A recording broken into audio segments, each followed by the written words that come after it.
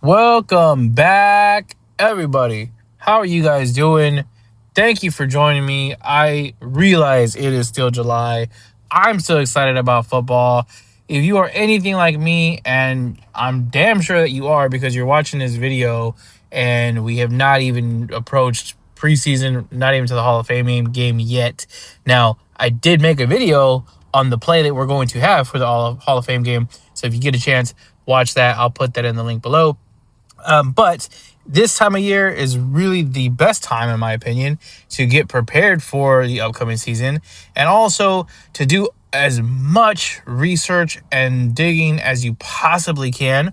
One portion of that or a piece of that puzzle is the situation of every single team. What the hell does that mean? Well, if you watch other podcasts, videos, whatever, going over players and fantasy, gambling content. Although, admittedly, there's not a lot of gambling content on July or going on in July. And I don't really like that. I don't understand why. Because this is the time, like I said, to get ready for the upcoming season.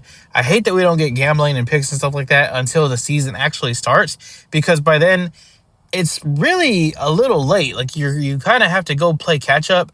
I get it. Fantasy is easier to talk about because there is not a black and white yes no eventual answer, right? They can tell you, oh, this player is going to be great, and he's a sleeper or whatever, and really you don't have a full determinate decision on that until the end of the season, and even at that, it's still not really a full blown decision because it's like, well, the team sucked, or he got hurt, or the quarterback got hurt, or something else going on. So I get why we talk mostly about fantasy in the off season, but this particular graph or chart that I'm about to show you can actually be used for fantasy, which is why I was making it to begin with, but can also be used to look at the lens of different props, primarily props, right, for different players, but also just to kind of better understand what's going on with certain players, especially when you're looking at like long-term or season-long plays, right? If you're going to be betting on anything like that, and kind of who you should look at, why, what makes sense as far as just their situation. A lot of stuff like I was talking about is mostly fantasy right now. It is all very arbitrary. It is a lot of subjective information, right? Like this player is good. We expect to see this. This should be their volume, whatever. It's all a lot of expectations and things like that. That again, yeah, we can somewhat quantify it, but at the end of the day, it's all projections and hopes and wishes and dreams, right? And how preseason comes along, the guy tweaks an ankle, and that's kind of out the window, and then you're changing it all up. With this chart here, obviously some of this is still going to be subjective information, right? But we're going to try to drill it down and quantify it as much as possible to really keep the process in place, because we're going to focus on the process, not the output. And I say that because by focusing on the process, we can find out what we need to change, what we need to tweak to continually improve this as we move forward. So strength of schedule is number one. If you're looking at the top left here, it's going to be inputs and points. Right. So this is the running back chart, but it's going to be their team strength of schedule. So overall, they're playing an easy schedule, hard schedule. Where they're at. The point system across the top left of your screen here. If they have a difficult schedule, which is 25 to 32, they get 1 point. If they have an easy schedule, which is a top 8 easy schedule, they get 4 points. The next portion is offensive line rank. Obviously very important, especially for running backs. Running backs happen to be the position that is most reliant on the rest of the team. Offensive line being, of course, a big part of that. So same thing. If they have a bottom 8 team, 25 through 32, they get 1 point. If they have a top 8 offensive line, then they're going to get 4 points. Then we're going to move down to defensive rush efficiency rank. So the defenses that they are playing against, do they have an easy schedule? Do they have a lot of teams that are more like focused on the secondary and stopping the pass? Or are they playing a lot of teams that are really focused on stopping the run and have a great front seven? So again, easiest if they play one of those easy schedules, the top 8 schedule, when it comes to playing against teams that are good at rush or stopping the rush, then it's going to be 4 points. If they're playing a good, really tough schedule, then they only get 1 point. Rest deficiency.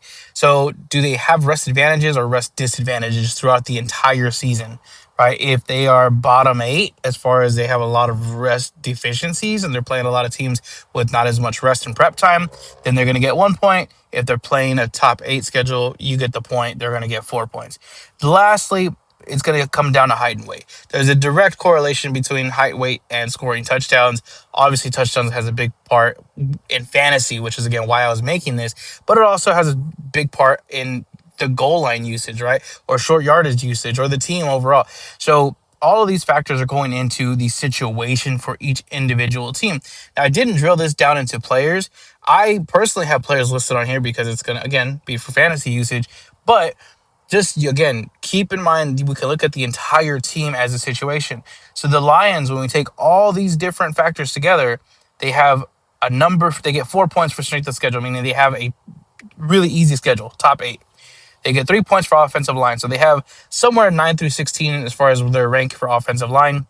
The offensive line is the subjective part, right? Because that's not, yes, we can kind of project that, but obviously that's not going to be set in stone.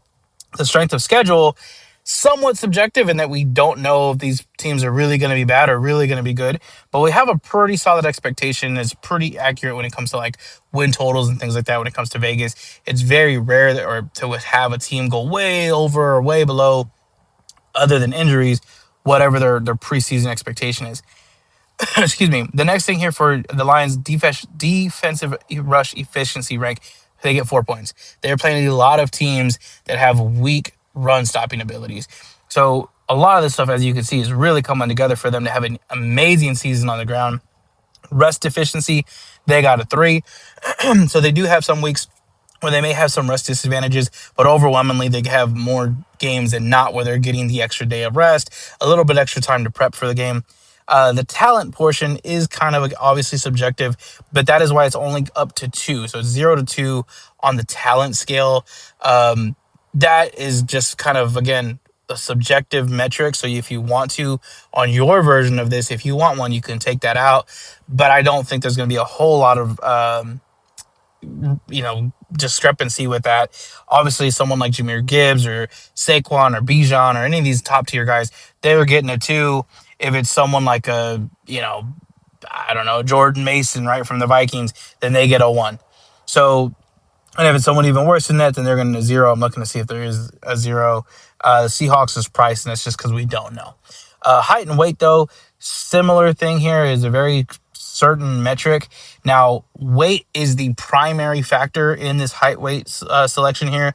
So if you're over 230 pounds, you pretty much got a 4. If you were, like, let's say 5'9", but you weighed 210, then you got a 2. So that kind of deal. So same thing here. It's going to all be listed. So the Lions, of course, have the best overall situation for the running game. If you scroll down, though, the very worst situation is the Steelers, Dolphins, and Raiders. So those are they all got 9s, which means that they got really low rankings pretty much all across the board. So if you're looking to play props, you're looking to draft fantasy players, you're looking to maybe take like season-long wagers, things like that, over, unders in this case for like the Dolphins and the Steelers, this is the graph that you can use. If you want a copy of this, the reason I'm giving you or telling you guys this and making this video is because I am giving this information away as always. Comment below what that you'd like it, or you want to get in contact with me, or whatever you want to do to reach out to me. Just let me know that you want this chart. I have the same thing for the receivers. We have the same thing for quarterbacks, defenses, and kickers. Obviously, the inputs are going to be different for most of these, so you'll be able to go through those. But this is all going to be at your fingertips. You don't have to do any work. Just comment below, I would like a copy, I want something, whatever. Tell me that you're looking for it. I'll reach out to you. I'll give you the link to it absolutely for free. Let's all continue to learn together, win together. I hope that this is helpful. I hope some of you will reach out to me. Let me know that we can kind of work on this and I can start sharing this information with you guys. And it's at least worth the time for me, for you, and for everybody else that we may come across. So thank you again, guys. Good luck this season. I will be coming back to you next week because we are going to have a book release. It's going to have more breakdowns and information and processes as far as selecting teams, making wagers, and that kind of thing. And then let me know if you have any ideas. It's something that you want to see, the information that you're looking for. I'll make sure and get that out to you as well. And then lastly, at some point between now and the beginning of the preseason or the Hall of Fame game, we're going to have a selecting your book or your sports book video, which is going to go over all the bonuses and sign up and stuff like that, incentives that are out there right now, so you can make the best decision on where to make that first deposit to get the most out of your money with the lowest amount of rollover. Thank you again, guys. I will speak with y'all soon, and y'all have a great